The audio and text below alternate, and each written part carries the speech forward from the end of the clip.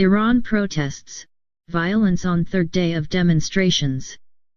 Some anti-establishment protests happening in Iranian cities have turned violent, video footage shows. They began 3 days ago, initially in protest at falling living standards, and are the biggest show of dissent since huge pro-reform rallies in 2009. Demonstrators have ignored a warning by Iran's interior minister to avoid illegal gatherings. 2 demonstrators are reported dead in Darude after sustaining gunshot wounds in a video posted on social media. Videos filmed elsewhere in the country show protesters setting fire to police vehicles, and there are reports of attacks on government buildings. What started the protests? The current protests began in Mashhad on Thursday over living standards and rising food prices, and by Friday had spread to several major cities. The Iranian authorities are blaming anti-revolutionaries and agents of foreign powers for the outbreak. Overall, the numbers said to be taking part in demonstrations range from hundreds in some places to thousands in others, but demonstrations do not appear to be taking place on a massive scale. Slogans have been chanted against both Mr. Rouhani and Mr. Khomeini, and clerical rule in general. Demonstrators were reportedly heard on Friday yelling slogans like "The people are begging," "The clerics act like God." There is also anger at Iran's interventions abroad. In Mashhad, some chanted "Not Gaza, not Lebanon, my life for Iran," a reference to what protesters say is the administration's focus on foreign rather than domestic issues. What's happening now? Much of the information about what is occurring is emerging on social media, making it difficult to confirm anything. In the town of Abhar in northern Iran, demonstrators have set fire to large banners bearing the picture of Iran's supreme leader Ayatollah Ali Khomeini. Meanwhile, in Iraq in central Iran, protesters have reportedly set fire to the local headquarters of the pro-government Basij militia. In the capital Tehran, large numbers of protesters gathered at Azadai Square, BBC Persian reports. A senior Revolutionary Guards figure in Tehran said the situation in the city was under control.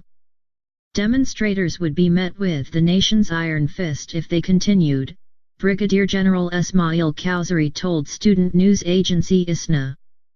In Mashhad, in the northeast, protesters burned police motorcycles in a confrontation caught on video. There are also numerous reports of people losing internet access on their mobile phones.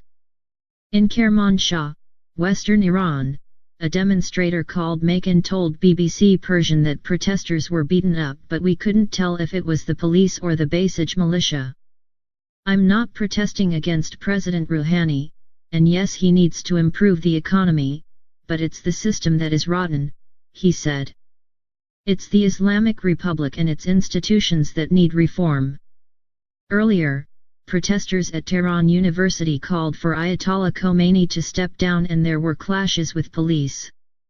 Thousands of pro-government demonstrators turned out earlier on Saturday for big rallies across the country, organized in advance to mark the 8th anniversary of the suppression of the 2009 street protests. An eye-opening 3 days.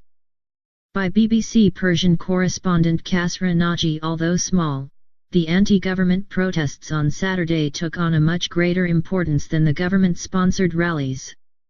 It's not every day that there are thousands of people voicing opposition to the government.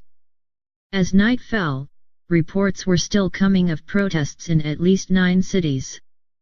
There have been clashes with the police in some places. The common factor in all of them has been protesters' demand for an end to clerical rule in Iran. Widespread discontent is not limited to complaints about rising prices or widespread unemployment.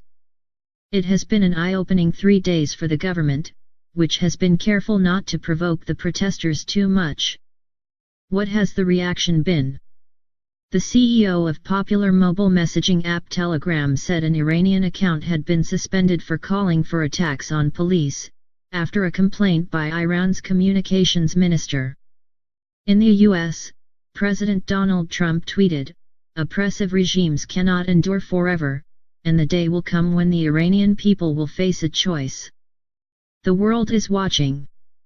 Iran's foreign ministry called earlier comments from Mr. Trump and other U.S. officials opportunistic and deceitful. First Vice President Ishaq Jahangiri has suggested that government opponents within Iran were behind the initial protests, state broadcaster IRIB reports. He said, "Some incidents in the country these days are on the pretext of economic problems, but it seems there is something else behind them. They think by doing this they harm the government, but it will be others who ride the wave." Iran is a key provider of military support to the government of Bashar al-Assad in Syria. It is also accused of providing arms to Houthi rebels fighting a Saudi-led coalition in Yemen, which it denies, and is an ally of Lebanon's powerful Shia movement Hezbollah. The U.S. State Department has urged all nations to publicly support the Iranian people and their demands for basic rights and an end to corruption.